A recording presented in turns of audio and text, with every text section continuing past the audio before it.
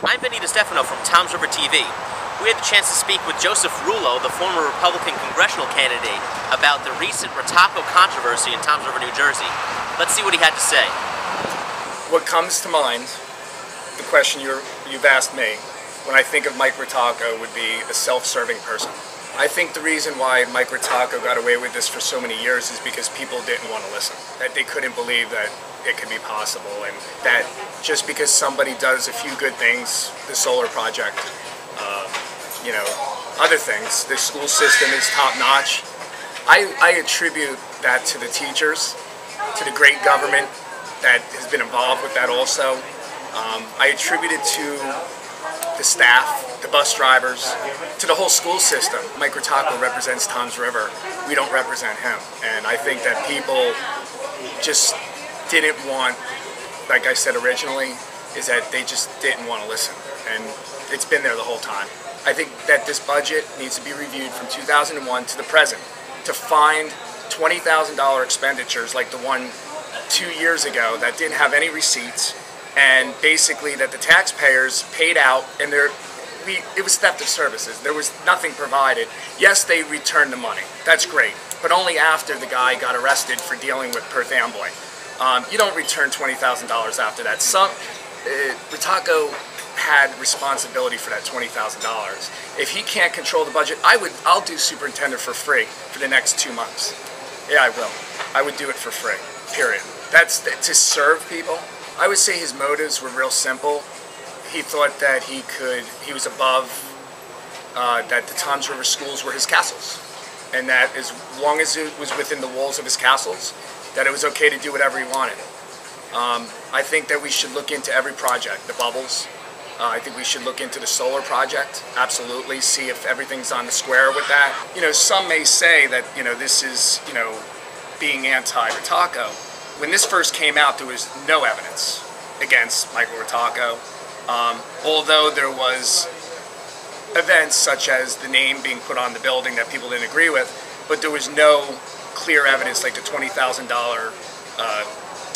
premium that was never delivered to the school system and paid to someone for 2 years and then given back only after someone got arrested. If I had to summarize Michael Ritacco at this point, I would say that he's a product of his own doing.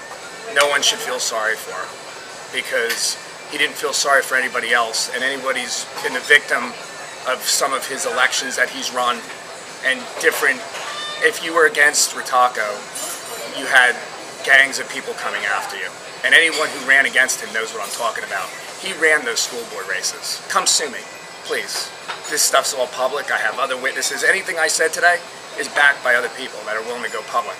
Michael Ritacco, in the 20 years that I've been going to events, and actually out of that 12 years as a Republican, I have never witnessed him ever being at a Republican event except for one, and that was about a week before the FBI raided his house. So I would assume that that was a coincidence, maybe perhaps to get some support.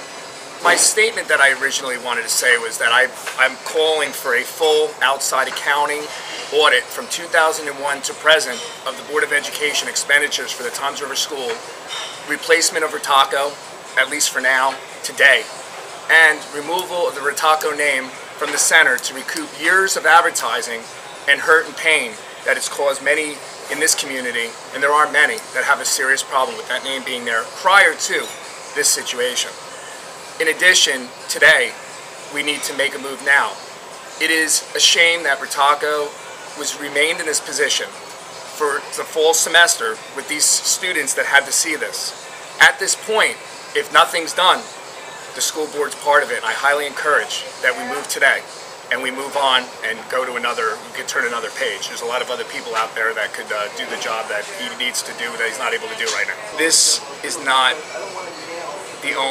this is not going to be the last, and unless we do something about it, and what I'm saying is the only way that you're going to stop murderers is with, for example, they have the death penalty or they have life in prison. There's repercussions. There's cause and effect. Politicians don't have any fear. Well, let's see what happens if you argue that they're a threat to national security due to being in a depression, and we are in a depression, and they're weakening our economy, therefore making our nation weaker to other nations. So arguably, you could say that they're a threat to national security, and charge them for treason under the Constitution of the United States of America. I don't suggest off with their heads, but I simply do suggest that they be charged accordingly. First offense, life in prison, throw away the key. Thank you. It's clear that Joseph Rullo feels strongly about the Ritacco controversy. For Times Over TV, I'm Vinny DiStefano.